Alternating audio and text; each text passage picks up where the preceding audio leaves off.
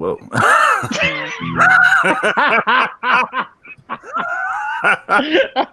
don't know what that was, but you take the good, you take the bad, you talk about it on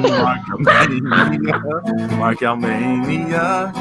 Joker movie, wrestling, lots to cover on Mark-Mania. Oh, Saturday shit. morning comes.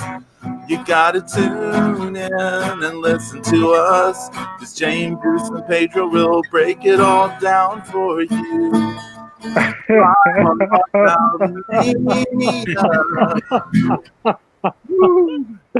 Tootie! Oh my goodness. Hola amigos and welcome to the Mania. What's up, everybody? Marking Right. out, yeah. Wow, I have that was my clay bust of Jermaine Jackson. Got the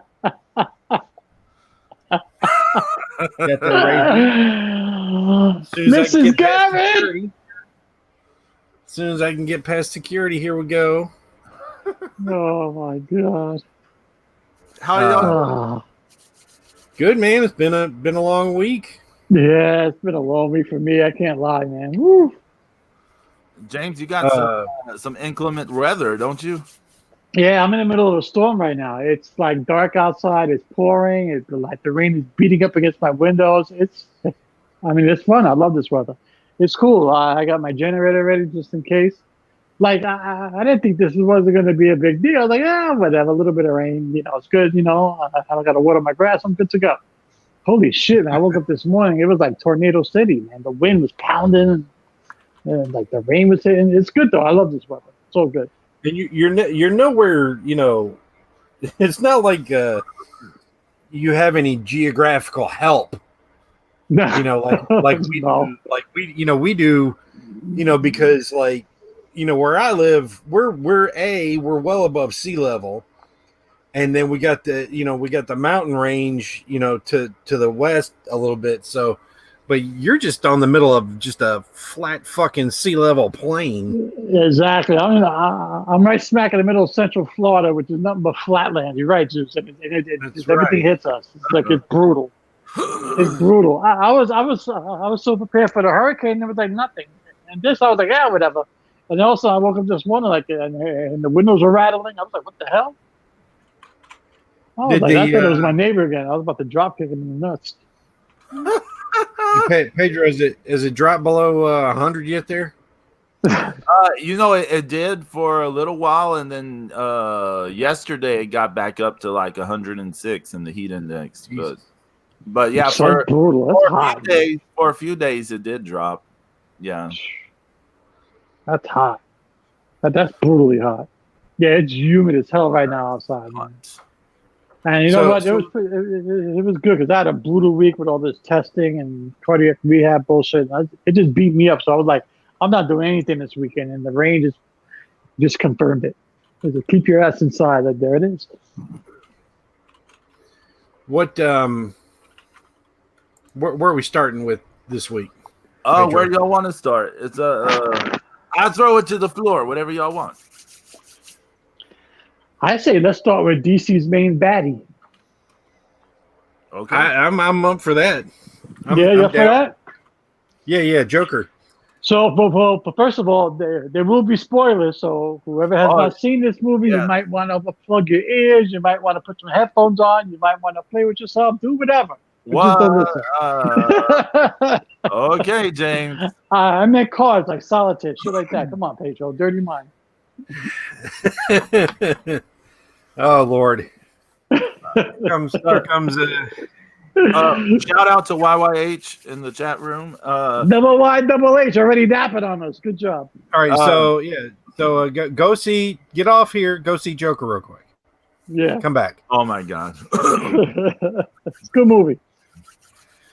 Yeah, and I told you guys, a couple weeks ago, I wasn't really interested in this at first, and I kept hearing such good things about his performance, and you hear you hear a little review here and a little review there, and it's like, all right, well, so I went and saw it, and I was, I was pretty freaking amazed at how good it was. Really, the his performance.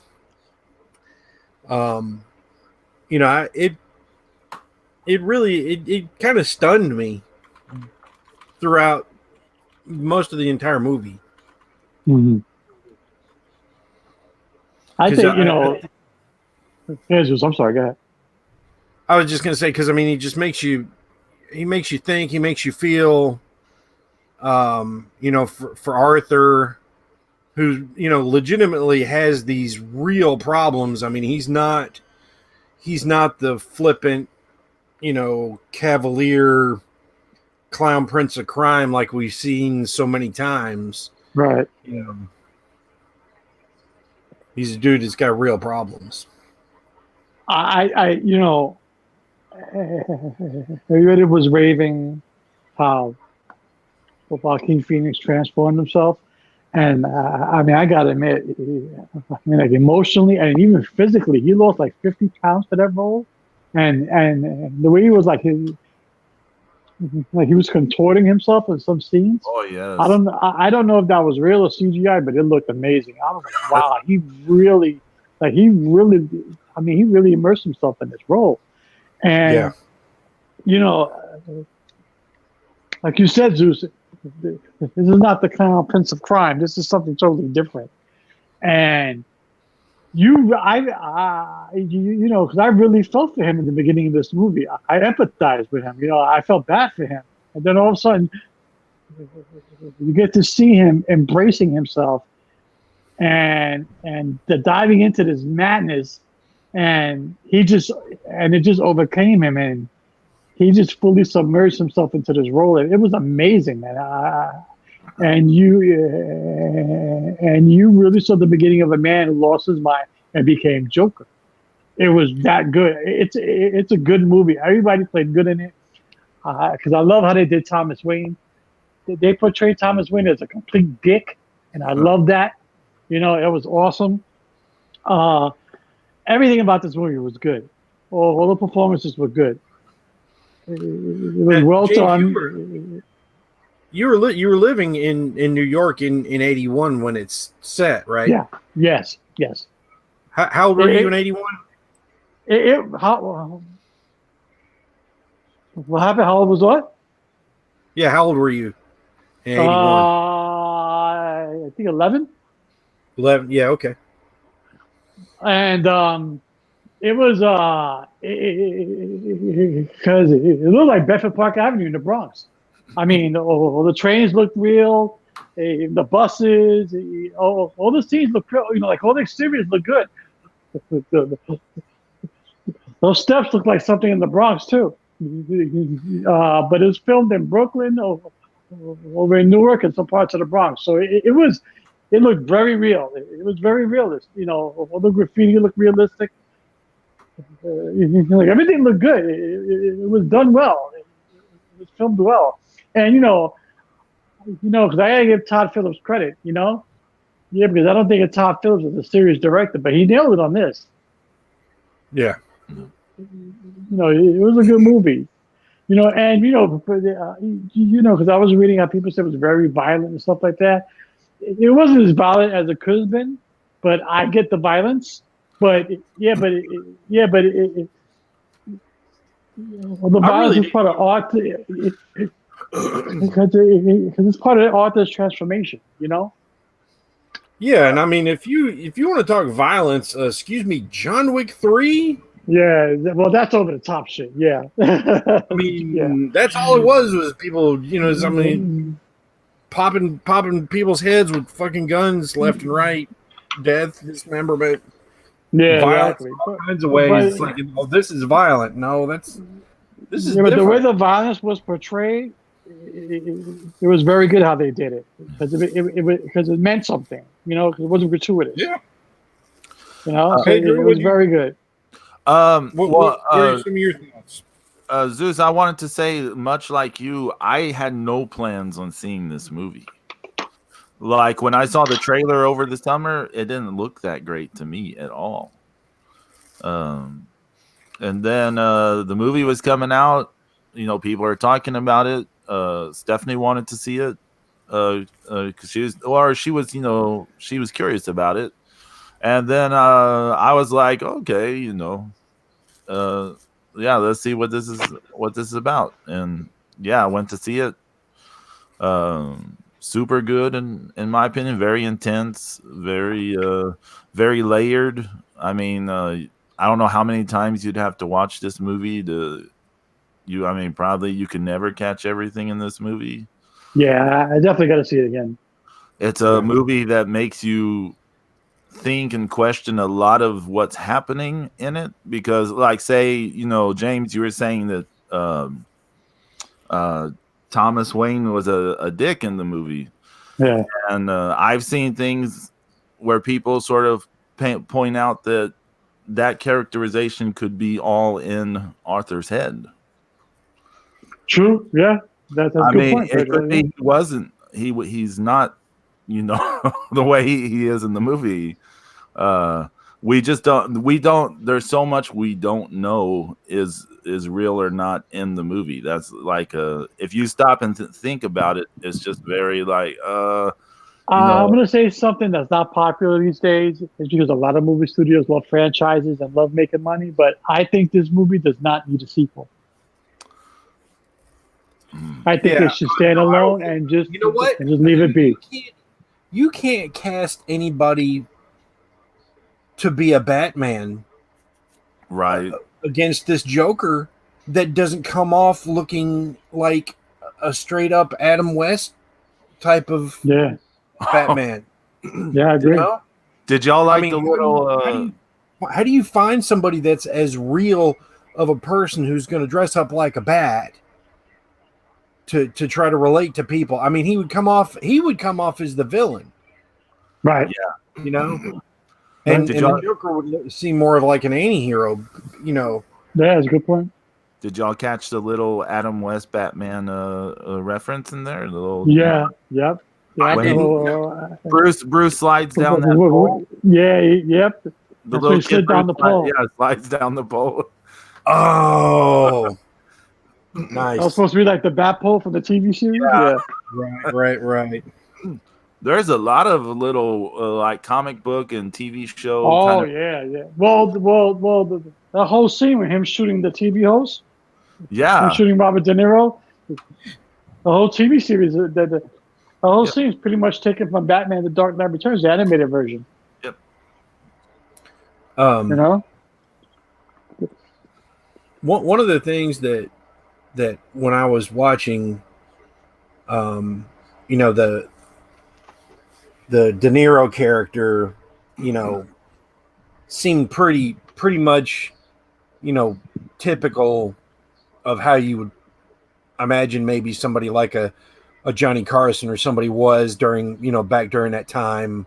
You know, it's like kind of a dick. He kind of didn't care, was trying to, you know, do what they needed to do to put a show on. You know, there was, right. You know, I mean, that was the, you know, it seemed pretty, you know, authentic for the time. What I didn't like was was how they put Arthur's stand-up into that show, because I cannot for the life of me I can't remember anything like that happening back then. Yeah. You know, but yeah, I got video you. clips Yeah. Video clips didn't exist. And certainly not, they certainly wouldn't have done two.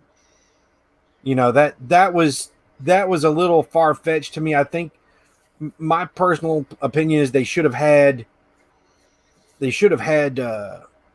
Niro's character, like, you know, backstage at the comedy club. Nobody knew he was there. He's like, you know, watching from, you know, behind a two-way mirror or something with the owner, you know, something like that.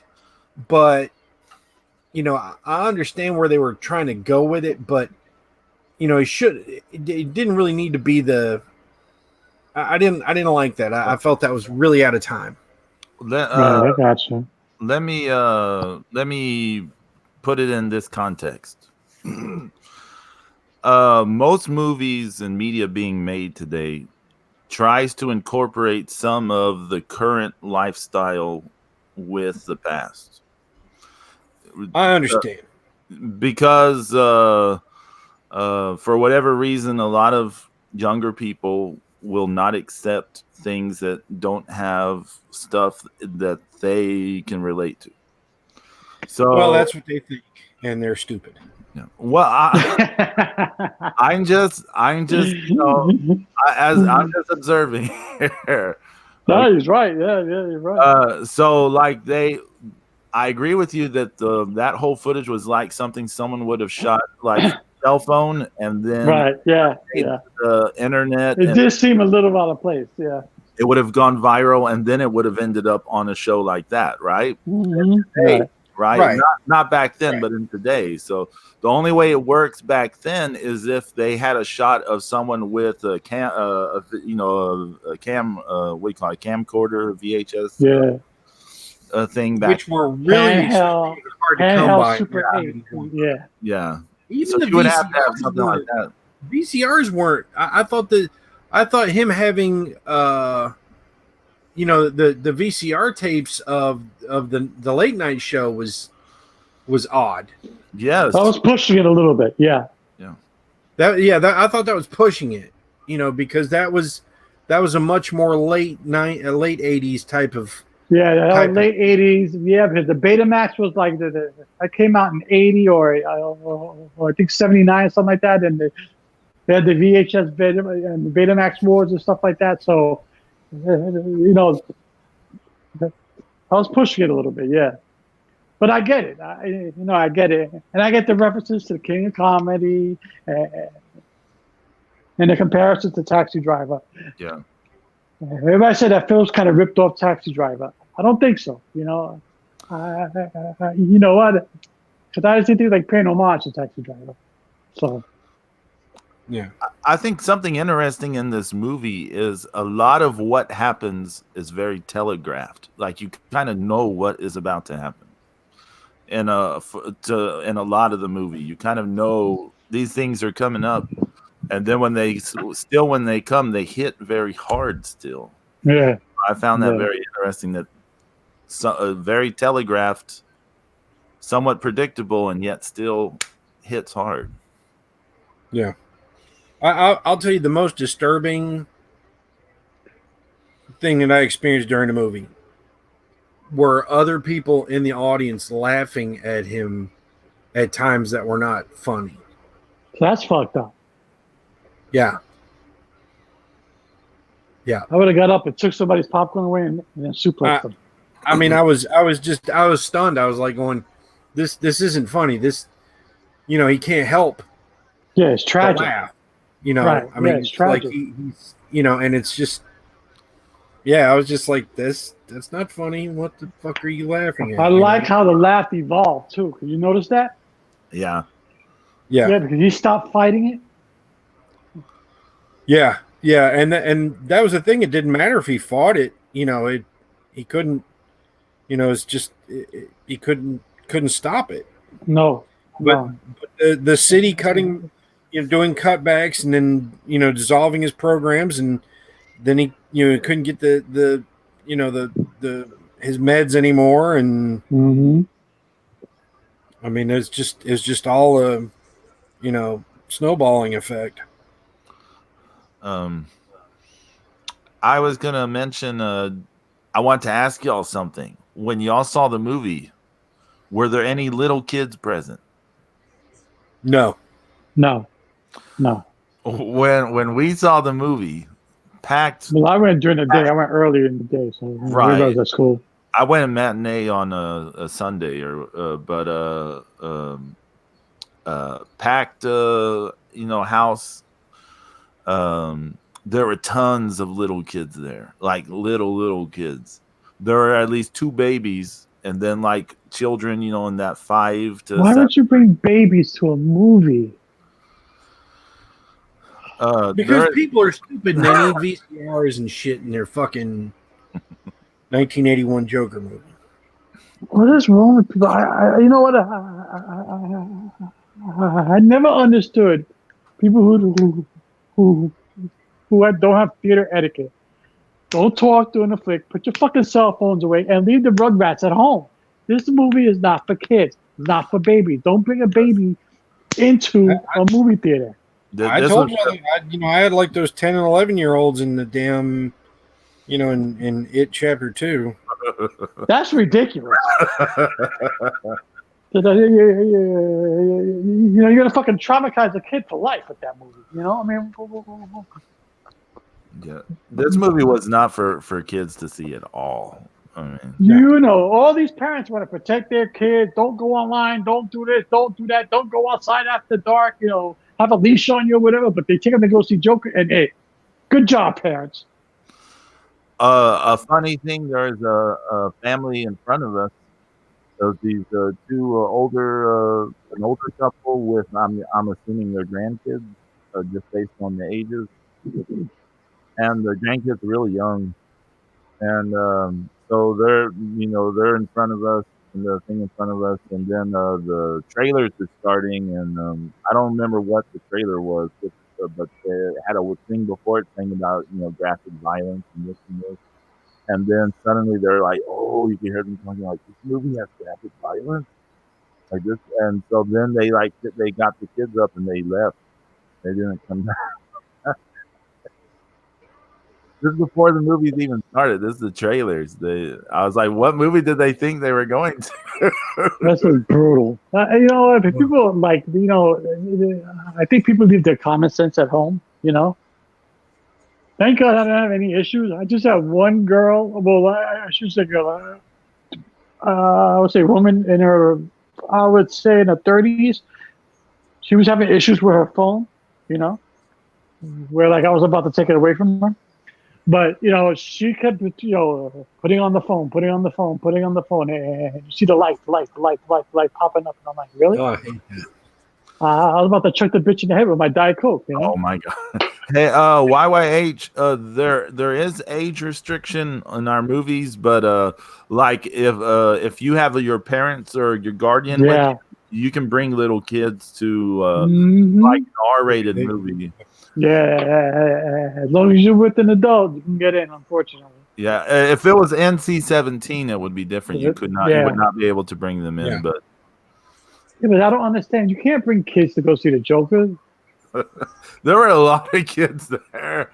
What happened if one of those kids grow up to be a serial killer? I want to be like the Joker when I grow up. I want to shoot people in the head. Like, really? Yeah, I'm just imagining if something happened where they kill someone, they're like, they got what they fucking deserve. Yeah. Where did you learn that? Watching Joker. Really? I mean, come on.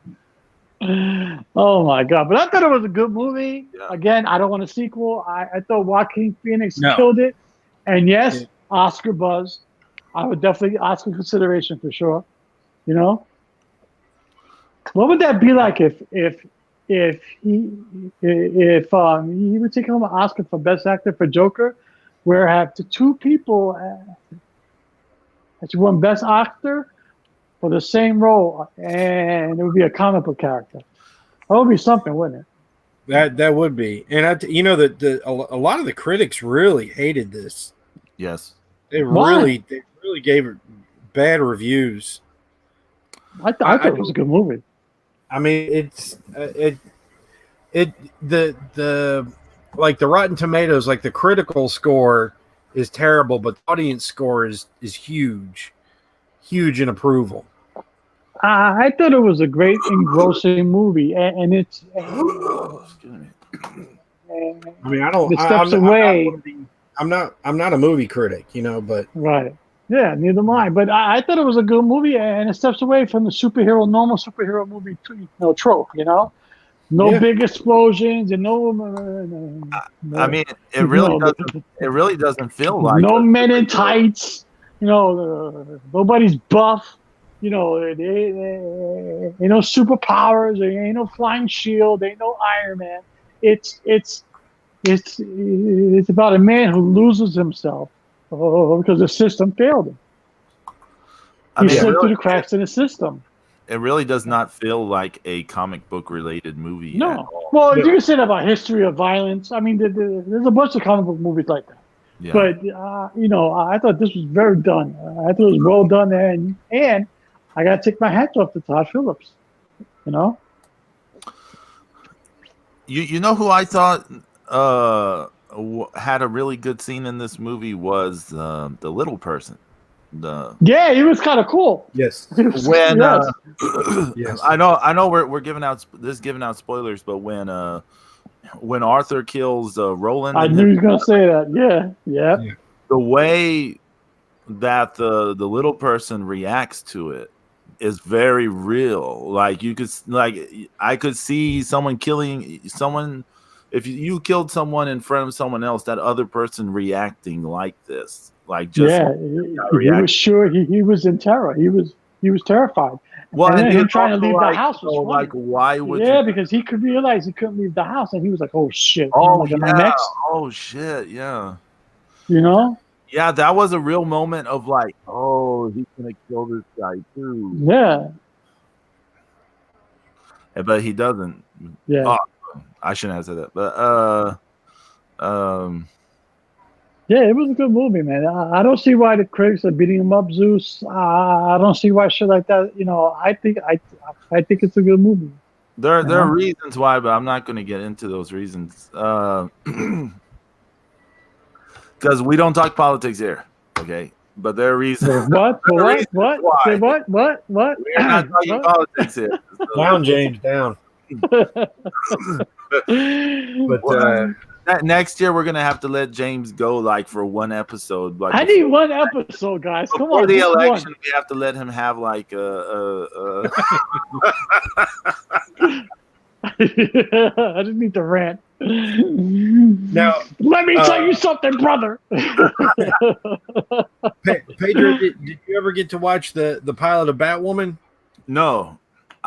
Pedro. Well, I mean, we can't beat him up too bad. Yeah.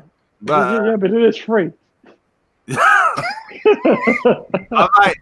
may have been free, but my free time is another matter. I stole that from Zeus. I can't lie.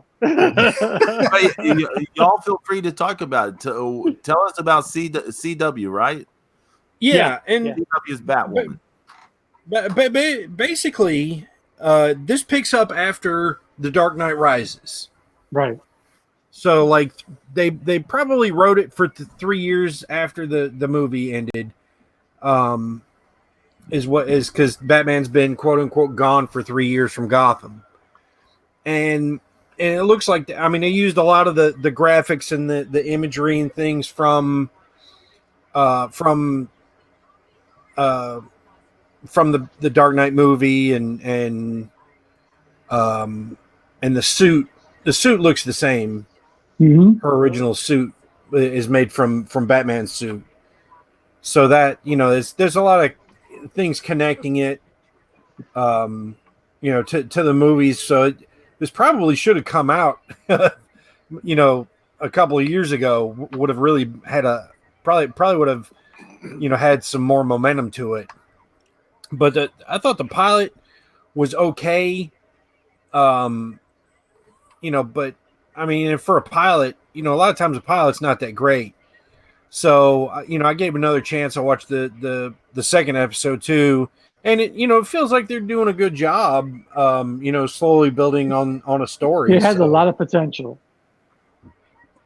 I've seen a lot of critics pan this.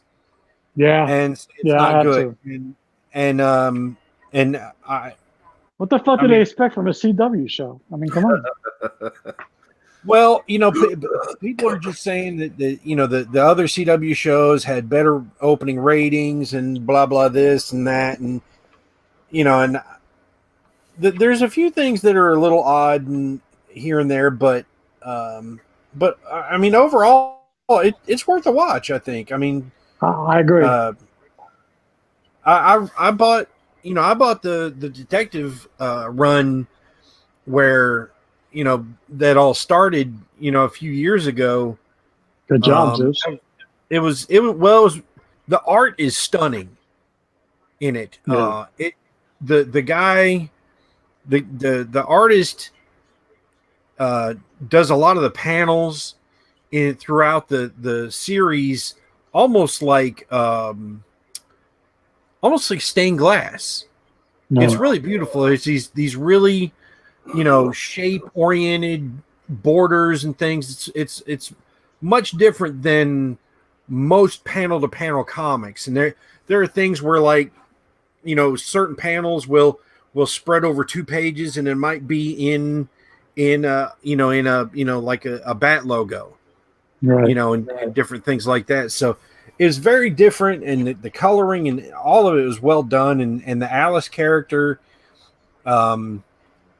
is very different in some ways than some supervillains. So we'll see how the rest of this. I think they had to stop because didn't Ruby Rose hurt herself and they had to stop filming?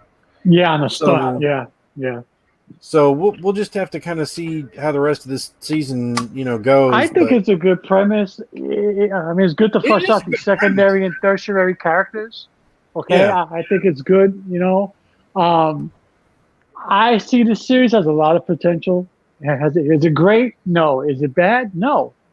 I think it has a lot of potential. I want to see how they work it into the upcoming Crisis on Infinite Earth. But you can't be like, you can't be communicating to somebody like over, it doesn't matter what kind of a, if it's a radio wave or whatever channel it is. But at one point, it's the son of Lucius Fox is her Alfred, right? And she's like knocked unconscious, and she's about to be, and he's yelling at her. He's like, "Bat cave to Kate, bat cave to Kate." I'm like, look, anybody would have, if you can hack into a Bluetooth, which we know a lot of people can. You can hack into somebody else's Bluetooth with your own phone, if they let you. But I'm like going, you got to have better code words for yourself and the person you're trying to keep their identity secret. Yeah, so, like I said, it's not perfect, but it's not perfect. But it has a lot of potential.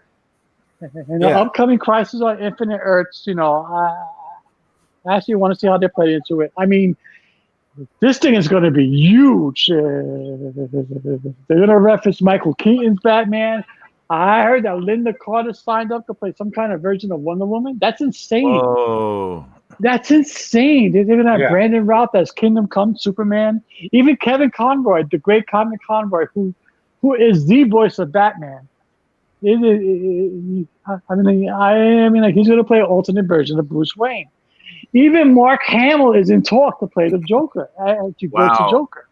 So they're really pulling out all the stops on this, So it's going to be really good, But I want to see how they play into it with Batwoman and stuff like that. The whole Arrowverse is coming. I wasn't a big fan at first, the whole Arrowverse, but because it definitely grew on me. And you know what? Because I'm actually a fan of the Flash and Supergirl series. Because I think they're pretty good. It's not bad. It's good. It's good. All different Earths coming together. It's kind of cool. If we do a Crisis on Infinite Earth episode in the future, you know who we're going to have on, don't y'all? Yes, I know. Perez. What? George Perez? No. Oh, yeah. You're going to have Zero. That would be awesome. We can get George Perez. That's just great. We'll have Zero on. But Zero on to do some of your mom. They already showed the Monitor and the Anti-Monitor, so that's kind of cool too. How they, how they're doing it. Yeah, Zero's all about the Arrowverse and all that stuff. Yeah, Zero and his mom will come on the show. Oh my god. His fucking mom can fetch me a beer.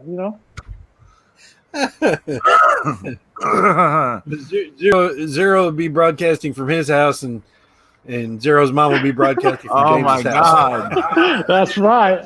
Oh my That's God. right. He's getting it from both of y'all now. I'll have that chicken shorts and chocolates. Go get my beer, What? bitch. Oh my God. So, Love you, Zero. Love you, Pressed by Zero. James So good. Sarno are not reflecting Market Mania, its corporation or its affiliates. Yes, speaking of, crossovers and big news like that. Oh yeah. What about this? Bushi Road, the owners of New Japan have bought Stardom. Thank God, because It's funny because people thought New Japan bought them anyway a long time ago. The other alternative was that WWE had put in a bid, right? Yeah, that would not been a good look.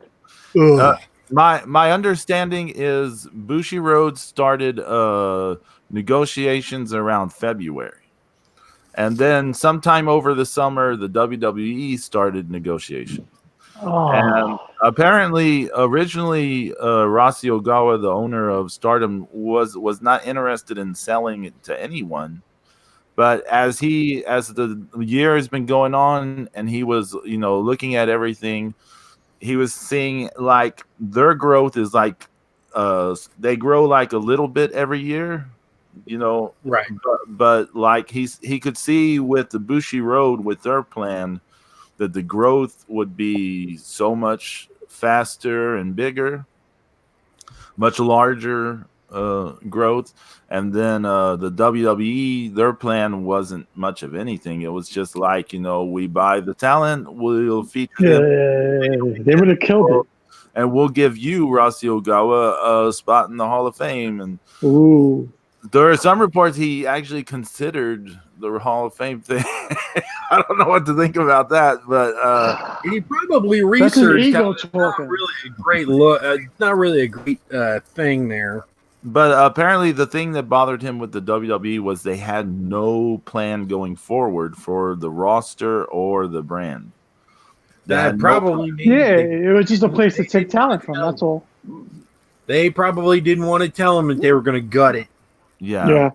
So and take all the best girls to NXT and use the rest of them to anchor NXT Japan, and that's probably why. Thank God WWE didn't buy it. Thank God. No shit. And WWE suffered two refusals recently. So Stardom didn't sell to them, and then they tried to purchase Noah. Yeah, Noah refused to sell to them as well. But let's hope New Japan does something good with Stardom. Yeah, it sounds like the fact that Bushi Road had TV stuff, lined up. They had, a whole plan for international expansion and all these things. So it was like, well, James, it's actually not gonna have anything really to do with New Japan. Yeah. It's just owned by the same company because they're putting Stardom in a different division. Okay, so they're not going to incorporate it? No? We'll have a few matches in Wrestle Kingdom? No? I mean, as far as we know, so they're saying not immediately, but it certainly could happen eventually. Yeah. I could see, like, if they're doing a show overseas somewhere, maybe adding a match or something if possible. But they're not. But they're saying no at the moment. Right now, they're separate. But also with all this, Hana Kimura from Stardom, she won their 5-star Grand Prix this year. It's been announced she is going to be on this super popular reality TV show in Japan called Terrace House. It's where these strangers live in a house together, and they go and do their regular job like they always do. So she'll still be wrestling and Stardom and all that stuff, but she'll just come home to live in this reality. Like Big Brother? Show, I guess. Well, it's not like Big Brother in that there's no eliminations, there's no this and that. They just live together. Oh, it's like Real World. Sort of, I guess. Yeah. That's where the Miz came from. Real World. Oh my God, remember that? Brutal. Yeah. I do remember that. I do. That was back when I still watched that show. Yeah, me too. and I really gave a shit about it. Horrible. So NXT Japan, what do y'all think about this idea? I think they go into the well too often. They're obviously going to have to steal talent from guys from existing organizations. Mm-hmm. But are they going to get? I mean, can they build? Can they build a company? Without without much star power and I mean, I don't even know how popular NXT proper is in Japan. They have a winning formula, yes. Should they do it? No. I think they're oversaturating the product. But does that even carry over to Japan? I mean, does Japan watch NXT? Okay, I don't know. In Japan, as Zeus, you probably know this pretty well. The culture is so different. Yeah. So like it will not be like the NXT UK thing at all, because as we've seen, the owners of promotions are not going to want to sell to a foreign entity if they can help it. They're not going to want to sell to a foreign entity. The audience is not going to be like, oh, WWE, like foreigners are presenting their version of Puroresu to us. They're not going to be down for that. The Japan does like the WWE to an extent. Like when they come, they're excited for the shows, but they want to see the main roster stars, right? They want to see Roman Reigns. They want to see Seth Rollins. They want to see Becky, Charlotte. Like any other country, they want to see the people that are on the main roster. They don't go to a WWE show to see, well, now let's see how they'll present our wrestling to us. Fluz is in the house. What's up? Fluz, welcome. We will not tell you what to do, Fluz. We won't. But it's a bad idea. I think it's a bad idea. Because I think they're oversaturating the product. They do have a winning formula because it's proven with NXT. I mean, they did the NXT UK. Everybody thought it wasn't going to be that good. It's good. But I don't think they should do it. Part of the thing about, the reason that NXT UK succeeded is they went in there and they basically ran everybody else out of business. Yeah, they did. Yeah. And they destroyed. Vince McMahon's a fucking bully, so. The NXT. I mean, there's not many promotions left in the UK anymore. NXT UK is a good, like the show is good, like the product is good, but it's been bad for that scene. Yeah, it's been terrible. Yeah. And I don't see how, I don't know how you would make NXT really marketable in Japan, to Japanese to want to go. No, I mean it's tough right now for the smaller promotions. It's tough for All Japan. It's tough for Noah. It's tough for Big Japan, DDT, Wrestle One. I mean, there's a lot of smaller promotions there. Yeah, but speaking of NXT, just like I said, it was going to happen. It's starting to happen. I see Vince is panicking over the ratings from AEW on Wednesday nights. So now he wants to move NXT out of Full Sail University and on the road, a la Raw, SmackDown, AEW, Nitro, etc. They're going to change the product. Yeah, because he's panicking. Just like I knew they were going to do. They can't just leave it alone. Hey, here's an idea. Okay, so this coming year, for Wrestle Kingdom, it's a special 2-day spectacular, right? Mm-hmm. January 4th, January 5th. Sometime in the future, if Stardom were to really catch on and resonate with with Japanese and international fans that like to go to Japan to see it. Like you could conceivably do a Tokyo Dome show like the day before, like a January 3rd, do a huge 3-day. Yeah. I mean, that's just an idea. It just popped in my head. It could not next I think year. that would be great. You couldn't do it. No. Maybe year. like in 2021 or 2022, maybe. Yeah. Not next year. They're big. Like I don't think that's a bad idea. No, it's not a bad idea, but like not immediately. You couldn't do it. No, not immediately. A couple years down the road, let them really build up and see if because I mean they're gonna help them get bigger shows. Oh yeah, I mean, look, starting in January, Stardom gets 2 television spots, not one. That's amazing. They're gonna have 2. One is like shorter and one is longer, but they're gonna have 2 television weekly shows. They're gonna be advertised more. They're gonna be playing. I say playing. They're gonna be in bigger venues. And they're going to be aggressively pursuing the female market because they're trying to recapture, that audience that they used to have for All Japan Women and stuff. Right. I don't know if that audience is there or not, but I was just about to ask you, is that audience still around? The audience for Joshi is still there. The audience for Joshi has been, very male dominated since some point in the 90s.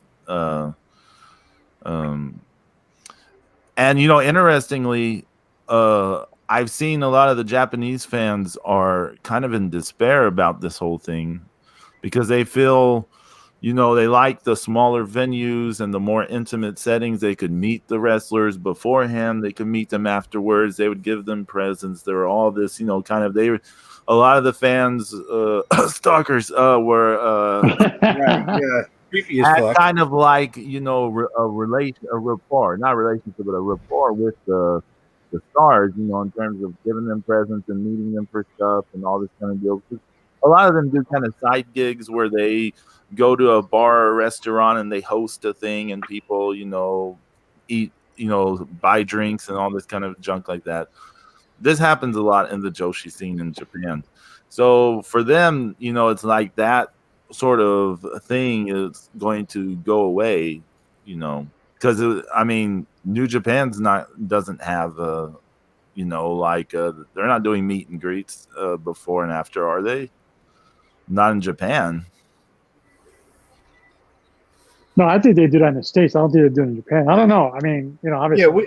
Yeah, they definitely need to broaden the audience. Yeah. Absolutely. Because it is a good product. It's a good product that any wrestling fan can enjoy.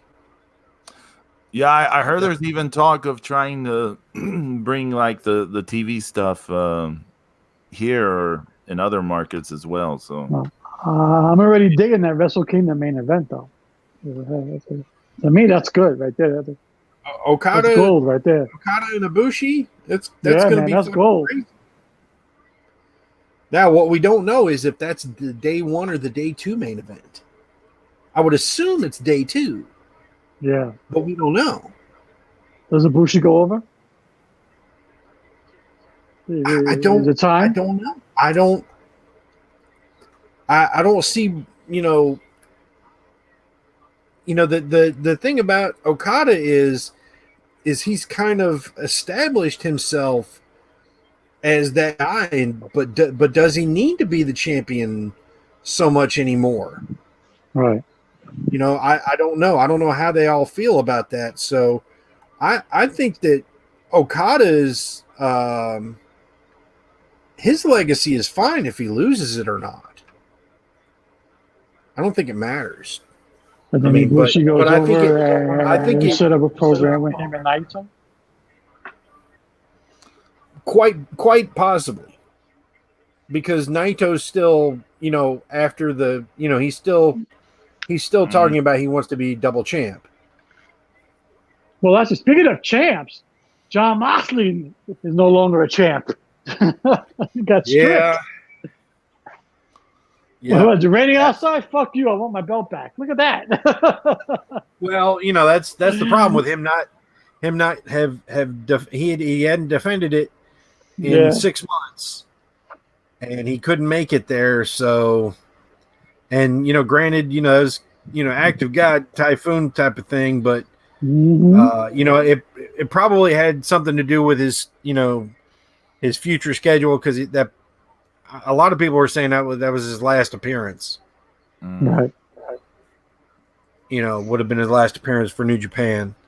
So, but yeah, crazy, just gigantic, mean ass, Lance Archer. I like the fact that Lance Archer got the strap, man. That's cool. Did y'all see Juice? Oh, Juice is I don't know what's wrong with him, man. I mean, his outfits are getting brutally worse. To me, it wasn't the outfit, the lack of beard and stuff. He looks so weird. He looks so weird now. Like clean shaven and like the curly. We got used to the eccentricism. Do what? We got used to the eccentricism. Yeah, then we see with a clean shaven look, and you're like, "Who's this guy?"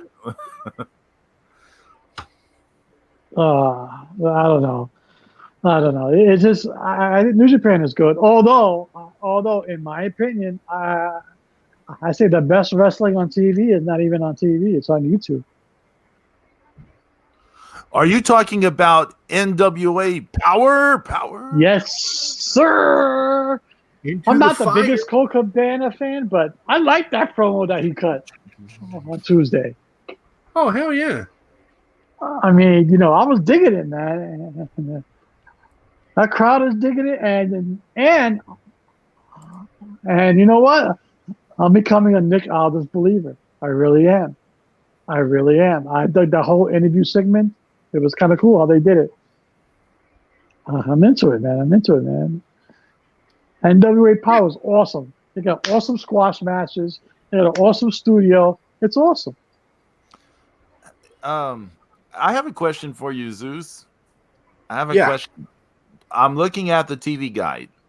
And so for New Japan tonight on Access, new episode, they're saying Jon Moxley and Juice Robinson renew their blood feud for the IWG United States Heavyweight Championship in a no disqualification match. That's tonight, Pedro? Yes. Yeah, that was a non-title match. Okay. That you understand how what I read makes it sound like it's for the title. Yeah. Okay, yeah. I didn't know this match happened. Yeah. Yeah, that was a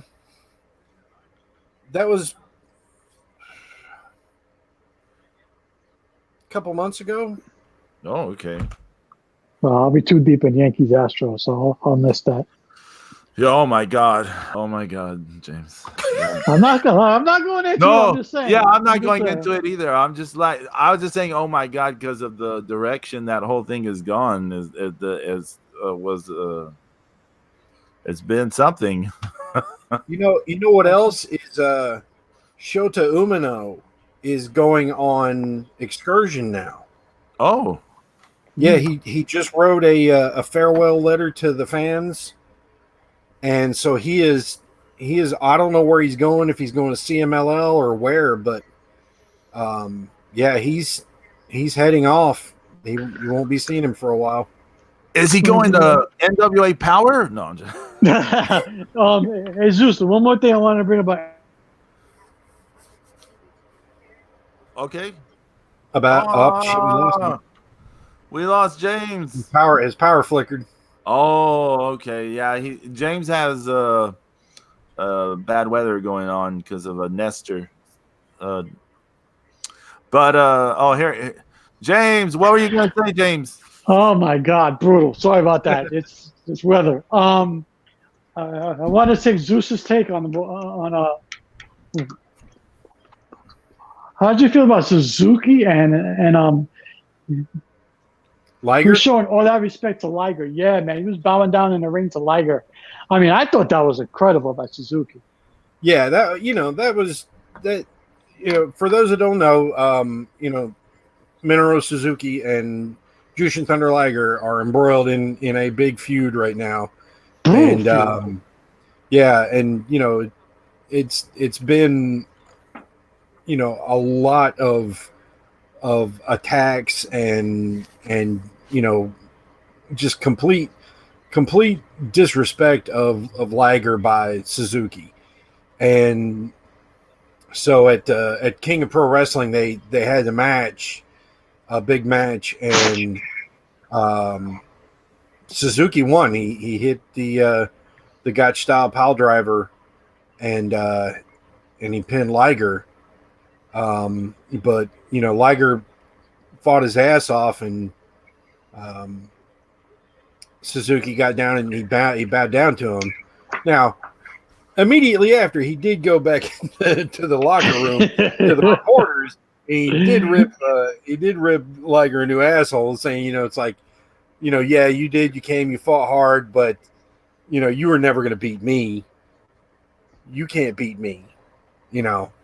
I'm still the real, I'm still the real fighter. So, that's been a pretty intense thing. I thought it was pretty cool, man. It's been a brutal feud, I'll tell you that. But I think it was pretty cool of Suzuki to do that, because he could have beat the shit out of him more in the ring, but he left him alone. He bowed down and then rolled out, and then he bitched him out in the promo. Yeah, but it was good. It was good. And they announced that Liger's final match in the United States will be at the San Jose show November 8th or 9th. It's a brutal feud. But speaking of brutal, boys, AEW. Oh God. I'll let you guys take it away, because I am quote unquote all out of AEW, because I believe it absolutely sucks. It's fucking WCW Junior, okay? No, thank you. Wait, but before we get into that, was there anything y'all wanted to say about NWA Power this week besides the Colt Cabana? I thought it was a good show. I am looking forward to more episodes. I am becoming a big Nick Aldis fan. The whole show is good. Yeah. It's just because we don't have 8 million false finishes. The matches are around 10 minutes. And you've got a good direction, and it works for men and women. The fans are into it. The setting looks great. And everybody said that there's some little tweaking things that they're gonna like raise the cameras up for the next time, but this whole set's been taped already. Yeah, right. So we won't see any real changes in anything until after the pay-per-view. December. Yeah, after the December tapings.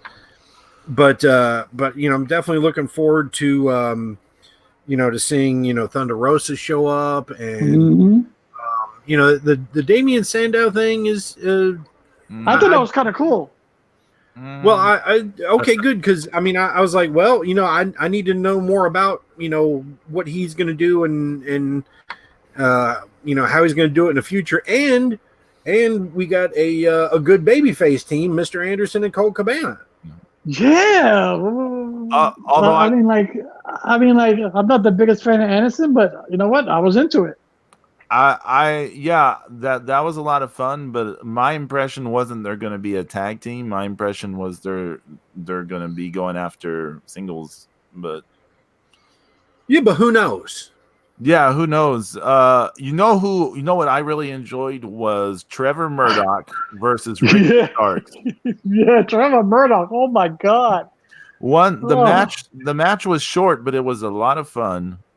And he's looking swollen, isn't he? Yeah, and then Ricky Starks on the mic afterwards, his promo, that guy was so smooth. Yeah, he was good. He was good. Yeah, I think the mic volume was a little low, but okay. I had to listen to it a little harder, but But How about Homicide in the ring? I mean, Homicide tried to tried to entice the crowd as the babyface. That's what your partner's supposed to do. Somebody teach Eddie Kingston how to be a face. Well, okay, because he was just hanging on the ropes, wasn't getting the crowd involved, nothing. Poor Homicide. I was laughing my ass off. I thought it was great. Let's be a little honest about Eddie Kingston.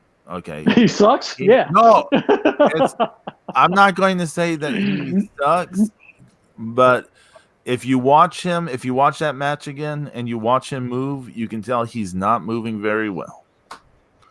He's a good talker though. Yeah, he's a great talker. Yeah. But something is I don't know what injuries he's had in the past or whatever. Oh yeah, he's definitely hurt. Oh yeah, he's hurt. Happened, and he cannot even walk very, very well. So he's not moving around very great. He's not quite Atlantis level yet, but he's well, let's hope he doesn't get that. He's getting toward El Terrible level, where if you ever watch Terrible in CML, you'll notice he has trouble walking too. His legs are kind of bowing out and stuff. So yeah, he does not know how to be a babyface. Yeah, that's true. No, well, plus I mean he's a New York Yankee in Atlanta, Georgia. In Georgia, yeah. I mean, like, okay, who booked that? Like, who booked that? Yeah, he's going to be the face. Really? Yeah, he's actually more abrasive than probably any Yankee character that has ever stepped into a Georgia studio for a wrestling taping. Yeah. I mean, I think he's more abrasive than more abrasively New York than Paul Heyman ever was. I mean, he is so, he's like you times 10, James. Brutal. He is abrasive, man. You know what? And you know what? He's a natural heel, especially for Georgia. I mean, come on, man. Yeah. Come on. I mean, he's a Yankee going into Georgia. I would boo the shit out of him. And I'm from New York. He's the perfect heel, but it's working so far. But he just needs to learn how to be a better babyface. I mean, come on, man. You gotta get that crowd into it. Fucking poor Homicide was banging on. He's face down in the mat, and you know what? He's chanting the crowd. He's banging his fist in the mat. That was hot. And let's not forget that the Dawson brothers are there. Yeah, man, the Dawson brothers would be. You know what? I think that's a natural feud right there. I mean, it's a natural feud, but the roles are reversed. Yeah, and I'll make the Dawson brothers the faces. Yeah, and so it's all very interesting. I'm thrilled. They got a shot at the back in April at the Crockett Cup and they the NWA saw that that they got value, they've got talent, and they've got some nice teamwork, so it's a great show. I want to touch very quickly on Allison Kay. I did not like her match very much at all. I didn't have a problem with Ashley Vox. She at least was trying to create movement in the match. But Ashley, is it Allison? Sorry, Allison Kay. Yeah. She was like hunched over almost the entire match and just kept throwing her pinkies up, which I know that's her deal, but she just kept doing it all the time, and she just didn't do much of anything. Actually, her promo needs a little work too. Oh yeah, she's just garbage. I mean, she's kind of dog shit. Alpo, yeah. They desperately need Thunder Rosa to yeah. She could be the breakout star on that real easily. Thunder Rosa real easily. Women's champ. Yes. We need to get that trending. I think we need. I absolutely 100% what you just. Look at this chick walking down the street with the fucking whip and the all black leather outfit. Really? And now, for those of you not aware, Yeah. We are also simulcasting cheaters. I thought that guy was wearing assless chaps. And Like, I'm so glad that James broke kayfabe to Sorry. Oh, YYH mentions the AEW Tag Team Tournament, which leads us now finally to AEW Dynamite talk. They had two. They had the last two first round matches in the tournament this week. So yeah. you can't have actual dynamite without nitroglycerin in it, right? AEW dud. So that's where the WCW nitro ingredient gets sprinkled on. Zeus, I know you guys got a lot of things to say about this show. So go ahead. There's not a ton of time to say a lot of things, but I will say, Bean. I watched this show with Bean. I got him. I showed him where to watch it, like streaming live online through questionable means. And when I told him that the name of the show was Dynamite, he was like, he thought I was joking. He was like, "No, that's not the name of the show, is it?" He couldn't believe that it was called Dynamite. But yes, it's on TNT that used to stand for Turner Network Television.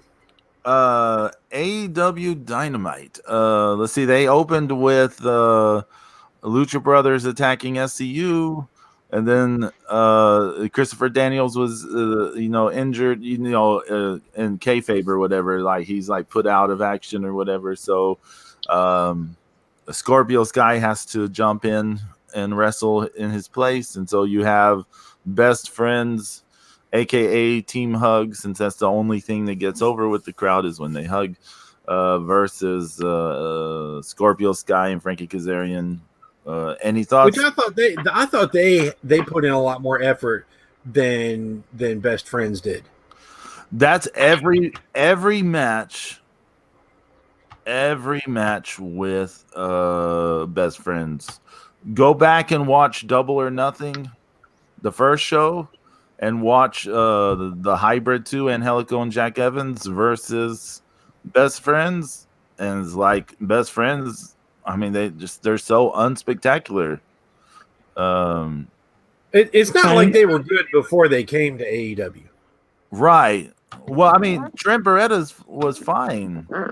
I think Trent Beretta is fine. Well, he's settled in. Watching AEW is like drinking non-alcoholic beer. Leaves a bad taste in your mouth. Sucks. I've never had non-alcoholic beer. Don't. It's horrible. It's a total waste of time. I had it when I was like 16. It's fucking terrible. Yeah, it sucks balls. Like AEW does. Oh my god. YYH is bringing up something now, which makes me want to go back to AEW Dark. Actually, Jim Ross is hilarious on commentary. He has become hilarious. Not in a great way. He is so over everything. Like that first AEW Dynamite, that first week, he sounded so excited. He was so into everything. But then when you watch the first AEW Dark, it's like you can tell he's like tired at this point because he's already done a 2-hour show. And so then they made him commentate on more matches, and you can tell he's kind of tired and he's getting grumpy. And then the second week, he's getting grumpier. And then the AEW Dark this week, which is from the second week's tapings, he's shitting on everything. He's just not a happy guy at all. And and then on Dynamite, I mean, this week he was talking shit about everyone. He just was not happy guy at all. The only people he puts over are Scorpio Sky, Moxley, Jericho, Cody, Dustin, and everyone else he shits on. A little biased, isn't he? We're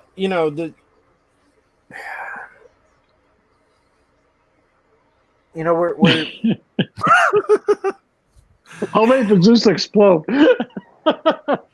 Okay, Zeus, since we don't have much time, just tell us the thing you really want to say. Talk about the thing bothering you. Motherfucking Marco Stunt kicks out of the fucking Pentadriver at 2. Bullshit. It's late in the match. He's already been fucking laid into by both Phoenix and Pentagon. And he's got, look, I'm not saying the little guy can't beat the bigger guy, okay? I'm not saying that. I'm saying he's a very little guy who got the shit beat out of him, who kicked out of one of the most devastating moves in pro wrestling, and it didn't do anything but you just shit on another luchador. Thank you very much, WCW Light. Thanks. Let's unmask Penta and Phoenix next week, and then we'll take all their good moves away and give them to other goddamn people, because that's another thing you let people do. Marco Stunt, Jesus. AEW, you let people use the same move, because Britt Baker is using the same submission that Pac uses. Oh, the Riho Britt Baker match was so bad. Oh, Jesus. And like there is a point in the match where Riho goes for this arm drag, and Britt fucks up doing the tumble over, and they both kind of lay there for a moment. It's just a moment. They both kind of lay there frozen, oh, what do we do? You can see this panic go through Britt's face, because Riho's more just waiting to see what's gonna happen. And they're kind of oh, what do we do? And then she grabs the arm, and she's trying to go for something. And so Riho's trying to go along with it, but then Britt seems to keep going back and forth about what she wants to do with the arm. And so they're kind of just confusingly moving around, and then they just split apart. And Britt goes to a corner, and she's just kind of you can see this look she's staring a mile away or something. She's what do I do? What do I do? What do I do? And the referee, I know you can't hear him, but you can tell he's trying to be okay, let's he's trying to get everyone back, just trying to get them back, let's get back. But that moment was so bad, and it just kept going bad. I don't know if it's a miscommunication issue between them or what, but the in-ring product at AEW really isn't that good. It's not. It's spotty. It's everything. And the fans are acting like it's the greatest thing since sliced bread. You got to be shitting me. These matches. In the opening match on the Arena on the Lakeland show I went to was better than half the shit I've seen at AEW. It's horrible. They're horrible. The thing with AEW is the quality is mediocre to average. And the fans think it's the greatest thing since once the hyperbole and praise comes, then we look at it with a finer comb and a harsher light. And so we went over this last week. I know. He did a sunset flip. Oh my God, that's the best sunset flip ever. Yeah, okay. I saw someone talking about the Jericho Darby Allin match, and they were saying man, I wish they didn't go to the tape the hands behind the back thing, and they said they should have saved that spot for a blood feud or something. This match didn't warrant that. And I was thinking this match didn't warrant being a fucking street fight. It's the very first world title defense. It didn't need to be a street fight. You said it, Pedro. It should sell itself. It should sell itself. The very first title defense.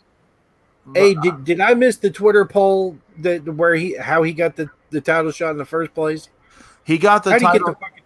He got the title shot because him and Jimmy Havoc fought to determine who would get the first title shot, and he won the match. That must have been a brutal match to watch. People complain, and that doesn't make any damn sense either. Well, yes, people complained. People complained about why these two were fighting for that spot, And Cody Rhodes tried to defend it because when people mention XYZ has more wins or this, he said, it's not just, the number of wins, it's the quality of wins. Something like that. Wow. It's whatever. I mean, they're making that up as it goes, and I'm not going to give too much heat about that because, I mean, because it's lazy booking. No, come on, Pedro. No. Everything you're doing is lazy. Pedro, you're wrong, Pedro. James. No, I can't he give deserves heat for that. He deserves heat for that. On like just making up stuff on the fly because they're so young. They're still making up shit on the fly. Well, then book shit properly, and you wouldn't have to make up shit on the fly. But that's the thing. I mean, I agree. There are standard tropes in wrestling booking that you could do that makes sense. That makes sense, but they don't want to be seen as doing, standard things. But there's a reason, especially early on, that you do kind of standard tropes because it's, it lays the foundation, and later you can branch out more. But what you're doing when you're running around with a broken set of rules, then it becomes there are no rules, which is, I mean, that was the accepted standard in ECW, was basically just about anything went, Yeah.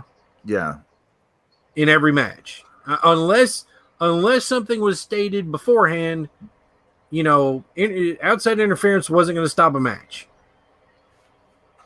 You weren't going to keep your title, from some, just from getting DQ'd or whatever. That wasn't going to end it. It was going to end by some kind of a pinfall submission. But what they're doing with even small rules, like the fucking tags, fucking Chucky tagged in with his foot. This is a little bit of a topic too this week. About both in that match and the Lucha Bros Jurassic Express match. Yeah, and I saw somebody say, "Oh, there's never been any real rules for, tag team wrestling." Bullshit. Why are people justifying this nonsense? Because they like it and they can't take criticism. Look. There's a very contextual way to understand a lot of the AEW blowjob cult thing. And it's basically WWE has been so stale and so formulaic for so long and crushed so many people's souls. So because it's so boring, and I'm not saying that this may sound weird, but if you watch like a random episode of Raw or SmackDown, you may actually see less botches and sloppiness than you will see in an AEW show. But you will be very bored with what you're seeing because it's very formula, it's very stale. Right. Because it's so stale, it's so uncool. Just this thing existing for these people, they like the whole deal. The marketing is like the most genius thing about AEW because absolutely, because it's a hype machine. The fans are all in. It's been hyped to them. It's like, are you all in? It's like, we're all in. So it's the thing. AEW equals cool. Other stuff equals not cool to them right now. So I've been trying to stay away from the AEW shows online because they think their matches are like 5-star matches and like match of the year contenders and stuff like that. And I don't want to go in there and break it down to them because I'm gonna make them cry. It's just I just can't do it. I mean, you gotta be. I mean, they act like nothing else has ever existed in the history of professional wrestling. And that's what pisses me off. But this is systematic of more than just say AEW and pro wrestling in 2019. For a long time, we've had a kind of a culture where people want things happening right now to be bona fide as the best thing ever, like happening right now. Now, in reality, in an academic sense, time has to meet these things out. time has to pass. You have to see how things age, how things hold up, what things come out, what you draw from it over time, what the dialogues become. There's like all these things that have to develop, but people don't want to wait. Everyone wants things decided now. Everything happening now has to be the most amazing thing ever right now. Oprah voice. Which are obviously coming from people who never watched Dean Malenko versus Rey Mysterio Jr. Oh, yeah, there you go. Because that shit had wrestling, high flying, high impact. It had shit to make you build, and it had great fucking told a story. And those that you want to talk about fucking small dudes having a great fucking match. Yeah. That's one of them. And and even like, because Jericho he packed on more muscle toward the end of his time in WCW. And it was whatever it was, he got more muscles. And there was a lot of jokes, between me and my friends. It's like going to, he's the cruiserweight champion, my ass. Because the cruiser, he it's like he weighs as much as Ric Flair, who, quote unquote, ran around at 243. But Jericho looked very big against Ray and Hoovy, even in like 97, 98, he looked big. And then like when he started wrestling heavyweight full time, he it was not a much of a transition at all. Right. He just wasn't one of those, he wasn't a super heavyweight, but he was a definitely TV champion size guy. Speaking of Rey Mysterio, the whole storyline with him and Cain Velasquez, hot to it. Eat on number one. Apparently, Cain Velasquez versus Brock is a one-off. Yeah. Oh my God! They're actually going to do that. Doesn't have a contract. Yeah, but he needs surgery, doesn't he? Isn't his knee like messed up or some shit? I think they're going to have the match. Wow. Because you can't tell the Saudis no. Yeah, that is true. Oh, that's brutal. That is brutal. AEW all out for me. I'm all NWA power, and you know what? NXT was a good episode this week. I look forward to more NXT stuff. I did enjoy flipping and seeing. I saw Io Shirai. I saw some of that main event. I saw those big guys can move, man. Fucking Keith Lee, holy shit. Yeah, I saw a little bit of that. And that opening tag match was one of the best basic matches of the year. That Imperium against those other two guys. Yeah, that was a great match, Zeus, right? It was good stuff. Yeah, Danny Burke and Oni Lorcan. Yeah. Yep, and Danny Burke. Yeah. Neither one of the Revival is not better than either one of those two teams. No. So they need to stop tooting their own horn, because you guys, you idiots think that you're the next Tully and R, and you're not. You're vaguely almost as good as the fucking Public Enemy. Zeus. James can back me up on this, but Birch and Lorcan have some good matches with the Undisputed Era. Yes, they do. Very good. Earlier this year or last year, somewhere in there. Yeah, last year. Yeah, there's some very good matches between those. Mm-hmm. Yeah, I think it's when Bobby Fish was injured though, so I think it's like Roderick Strong and Kyle. Mm-hmm. Yeah. Oh yeah, all good stuff. No, but I totally agree with you, Zeus. Totally agree.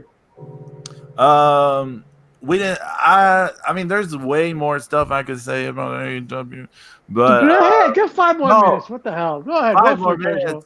Go for it. Go for it. Go for it. Let him have it. No, I save it. I save it. Brutal. It doesn't really matter in a way, because their fans are happy, I guess. So if they're happy, that's fine. Whatever. Yeah, but we're not here for other people's fans, Pedro. Exactly. I know. Like, yeah, I don't happening. know. But here, and then let me also say this. So how stupid does it make Jericho look that he needed outside interference to beat a dude that he's 50 pounds bigger than and got 20 years of experience and a much better move set with his fucking hands taped behind his back? Come on, man.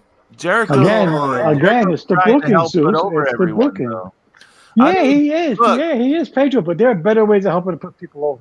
Okay, way better. James, you're right in that a lot of the issues we're bringing up is not so much the fault of the people involved, like the wrestlers. It's more the fault of AEW booking them in these situations. So take like the Marco Stunt thing with the Lucha Brothers. Yeah. Marco Stunt's natural role right now, okay, as it stands at the moment, where he currently is in his progression as a pro wrestler, his natural role is a comedy jobber. I'll give you that. There, he does some comedy spots, and then he gets killed, right? Because he's a little guy. Yeah. I mean, and it's not just that he's a little guy; he's a little unathletic looking guy. Yeah, but you can't build him up to be Mikey Whipwreck either. So, so say like that match with the Lucha Brothers. In an ideal world, this match is 5 minutes long, and at the beginning, you get the bit where Marco bites Penta's fingers because that's kind of funny and stuff. You know, he gets in some comedy bits. You give Jungle Boy some shine since they're high on him. You know, you give him. I can't with Jungle Boy. I know, but you give him some shine. Yeah. You have them get Jungle Boy out, and then they isolate Marco. Marco tries something on them. They no sell like Phoenix did at that one point early on, and then they just they kill him. Right. And they pin him. And in that scenario, like Marco got his comedy bits over, Jungle Boy got shine, and Lucha Brothers still look like the best tag team in the world since they've pushed that sort of thing that them and the Bugs. There's a way of getting everybody over, right? But I mean, what they ended up doing, they're like, okay, you guys got 15 or 18 minutes to fill. 2 commercial breaks. Yeah. So it's like so now is like they had like a ridiculous almost, I think it may be over 10-minute long segment of them brutalizing Marco Stunt and Marco Stunt kicking out of just all this brutalization. And it's just ridiculous. It's ridiculous. But my mother, who's 4'11", could drop kick Marco Stunt in the face and pin him. In this scenario, what else can they do? They have to fill this time. I understand. I understand. Right? But then you get somebody. You if you want to fill the time properly, then you match up the Lucha Brothers with somebody else instead of them. You do a different match to open the show. You do something different. If you need to take up that kind of time, have an actual 2 guys go at it, a la Ray Dean. They got have Jake it take Hager up the time. there. Jake Hager could do a squash match. Yeah. Yes, Flues, I am an old curmudgeon. This is true. We all are. There's a story when I was like 22 or 23 years old. A friend of mine told me I was an old fart. That's okay, Pedro. It's all good. Yeah, you are. Anybody who sings the Facts of Life theme song is okay in my book. I learned the facts of life from watching on the people defending the Marco Stunt thing, because there's been a lot of pushback by the AEW fans and so forth, and I know Chris Jericho's joining in, but Chris Jericho is part of the company. Of course, he's going to back up the people in the company. Everyone keeps bringing up Rey Mysterio in comparison to Marco Stunt, and there is no comparison. Yes, in my book, ridiculous. Marco Stunt is 22 years old, and he's 2 inches shorter than Rey Mysterio, and he looks like, I mean, he just has no athleticism to his build, and his look is terrible. He looks like the guy who delivers my fucking pizza. Okay. Or the delivery guy's brother. So you cannot compare him to Rey Mysterio, because Rey Mysterio at a younger age than Marco Stunt is now had much better build, like athletically. He had a better look, and he was already having matches being praised. He was an 8-year veteran at 22. I know. He was an 8-year veteran. I know. Because he started when he was 14 or 15 years old. So, I mean, you can't compare these two, because Ray was already an out of this world talent before he's Marco Stunt's current age. And Ray helped transcend sports, because he's the one who helped put he's the one that helped put luchadors on the map as far as American audiences were concerned. Because nobody ever seen him until he showed up on AEW. He was the biggest hit. He was like, who the hell is this guy? And he went berserk. And he was the biggest hit with the kids. But I mean, it was all those guys. I mean, he was the same size as Hoovy. Yeah. You know, Psychosis is taller. Yeah, Psychosis was taller, but he was still in their weight class in Mexico. Demonico, Benoit, all those guys. Right. But even before the coming here, but yeah, I mean there were so many good smaller guys that were much fucking better. Yes. And like we say, I constantly bring up Dean Malenko, because he was so good, because his wrestling flowed, and Eddie's too. And Eddie was awesome. Yeah. I mean, Eddie as a cruiserweight was freaking phenomenal, fast. Mm-hmm. His chain wrestling was second to none. All those guys were guys that were really good in the first place. They traveled together in the second place, and they pushed each other to do better, to be better, not just do some stupid little spots here and there. They were doing whole sequences and things to tell that story of a match, and they could do more in 12 fucking minutes than those dumbasses could do in 20. Well, hell yeah. Hey, priest, brother. To tie this back to Stardom, if you watch some of the teenagers in Stardom, like these are people who are still in school. If you watch them, like they are so smooth in everything they do. Like if you watch AZM or you watch Starlight Kid, these are 17 and 18-year-old girls. They can do all these complicated sequences and things and all this stuff and make everything look well. And I mean, they're little kids. They're little kids. And they look like they're killing each other. Yeah. And my apologies to Y2H2, but Hybrid 2 is a fucking horrible name. That just sounds like the name of my razor. Okay, please stop. No. Neon Genesis Evangelico. That's the name. There is a reason why they're called the Hybrid too, but I don't care what reason it is. It absolutely sucks. I will not be able to put it out of my head now that it sounds like a fucking razor blade. It sounds like the name of my razor, Hybrid 2. Right? Yes. I wish you hadn't said that, because now I will not get this out of my head. Apologies, double H, but we've gone way too long. Absolutely sucks. We've gone way too long. I don't know what we're doing next week. We'll figure it out. Y'all have anything? Oh, go see the Joker, everyone. Yes, go see Joker. Anything else going on? Y'all got want to throw out? Oh, wait a minute. Before we leave, Zeus, that was some amazing artwork that you were showing in the leadership chat. Yeah, that was just. Oh, thank you. Yeah, that was older some great stuff, man. You should post some of that. Yeah. That was amazing artwork.